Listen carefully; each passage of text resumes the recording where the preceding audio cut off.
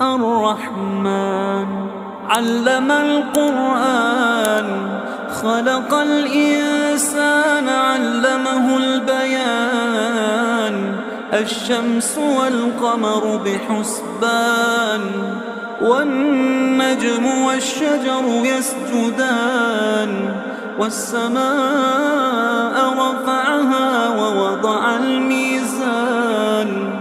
ألا تطغوا في الميزان وأقيموا الوزن بالقسط ولا تخسروا الميزان والأرض وضعها للأنام فيها فاكهة